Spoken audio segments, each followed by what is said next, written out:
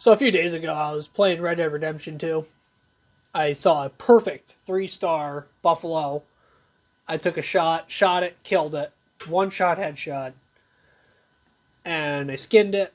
And as I was skinning it, since in the game it takes a while to skin the animal since it's a big animal, it takes like 10 or 20 seconds to skin it. So as I was skinning the animal, I looked at my phone. I took a look at my phone, pulled it out, looked at it. One of my first YouTube notifications I see is YelloPain commented on my video about me deconstructing his anti-Thanksgiving song. So if you didn't know, about 2 weeks ago, I made a video reacting to YelloPain's Thanksgiving song and debunking all of the claims that he makes in that video. And then I guess he saw the video, obviously, because he watched it and gave a detailed response and even rebutted a lot of my points that I made. So he clearly watched the whole video, and I appreciate that. So now I'm going to give you my response to his response to my reaction to his video. So this is what he wrote. He wrote, "The Hitler mustache is not helping your narrative." Never heard that one before. I never had anyone ever say that my mustache looks like a Hitler mustache before. Doesn't even make sense because it looks nothing like the Hitler mustache. Looks nothing like it at all. But whatever. Moving on. My song is not about the day of Thanksgiving, but it's about the history of what led to the day of Thanksgiving. Wow, you could have fooled me there because I thought the song called Happy Thanksgiving that you made was actually about Thanksgiving, and you did a really good job of fooling me there. So props to you. I mean, I should just pay better attention next time. Next time I see a video called Happy Thanksgiving, I'm going to be very skeptical of whether or not it's actually about Thanksgiving or not. I don't know how I got fooled there. I thought the song that mentioned Thanksgiving multiple times and that was named Happy Thanksgiving was about Thanksgiving, but that's my fault. I should pay better attention next time. He goes on, says, "It was a celebration of a victory of a successful year, but what led up to that and what is detailed in my song stems from the 1400s to the 1600s. Okay, so if that is true, which it is true, a lot of things that he mentioned in that song actually did take place years before and not on Thanksgiving alone. However, he took the stuff that happened all those years ago and linked it to Thanksgiving, which is just incorrect. That's wrong. You don't do that. It's just a weird stance to take. Taking something that's completely irrelevant and bringing it to a celebration that we've been celebrating for hundreds of years. It's just a weird thing to do, in my opinion at least. Okay? Because Thanksgiving is completely different from all the genocide. And it's just weird to even relate the genocide beforehand to Thanksgiving alone. It's just a weird thing to group that together with. International spread of disease alone killed more than 5 times as many people as the Holocaust. There were also millions of documented murders leading up to the successful colonization. Oh wow, that's some great analyzation right there. I didn't realize that 200 years worth of people dying of disease and genocide. I wouldn't have guessed that 200 years of that would have added up to more than 6 years of genocide. That is a very interesting and very great discovery that you found there. That is a great discovery. I would have never thought of that before until you mentioned it. Didn't know 200 years of that would add up to more deaths than 6 years. That's just, that's great analyzation right there. Which is how we have the modern day America. Now, this is interesting. This is a tactic used by a lot of people who are anti-America, who don't like the country. I'm not saying that YelloPain doesn't like America. I'm not making that claim. But this is the trick that a lot of them use. They blame America for the terrible history of America when they refuse to use the context. Okay, so America was not just founded by Americans. We had the British Empire, who ran America for a very long time. the colonization of the United States was done by the Brits. And then a bunch of people stood up against the British Empire, said, we're not going to take this anymore. You guys are tyrannical. You guys are bad people. We're going to overthrow you. We had a whole war over it.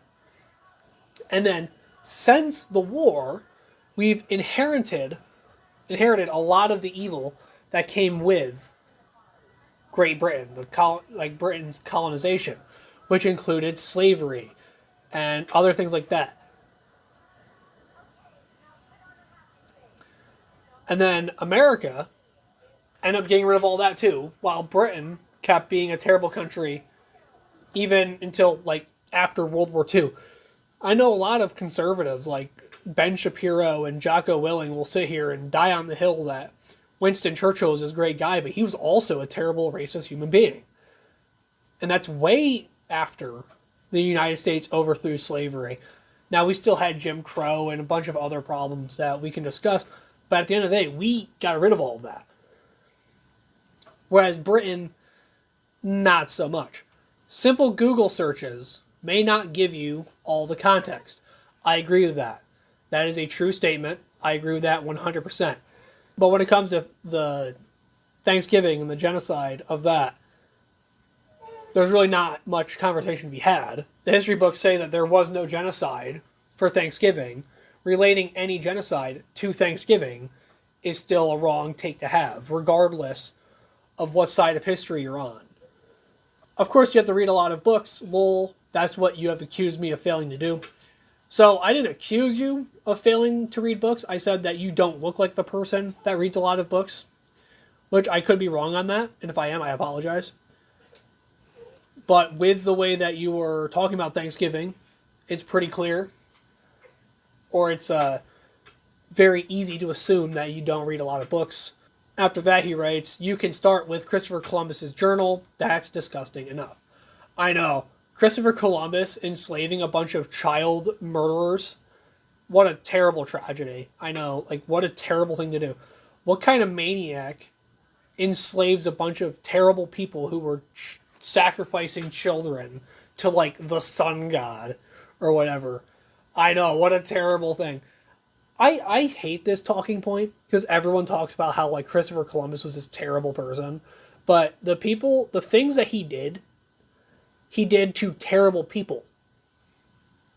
We act like, oh, Christopher Columbus is a slave owner or whatever, or he enslaved bad people, or he enslaved people. Do you know what we do in modern times? Do you know what happens to you if you kill a child nowadays? You're put in prison, and then you are forced to do work. It is no different than what Christopher Columbus did. Christopher Columbus did the same thing that we do nowadays, but we act like it's a big problem because it's a whole different race of people. But if you look at what those people were doing, they're not good people, and they deserve what they got. That is my opinion. I'm sticking with it. It's not only is an opinion, it's a fact. Because the people that Christopher Columbus enslaved were child-sacrificing psychopaths, and they deserved everything they got. Our culture nowadays is no different than Christopher Columbus's. The reason why I mentioned black people was not because of the uprising in popularity in social justice rhetoric, which, now looking at his catalog, I do agree. This is why it's called a reaction video. It's just I'm reacting to a first time video of seeing him, so I can make wrongful assumptions. However, the uprising in social justice rhetoric does help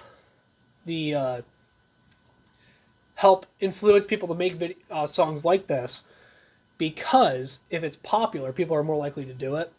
It's kind of like when Fortnite was really big and everyone was making Fortnite videos. Everybody on the planet was making Fortnite videos.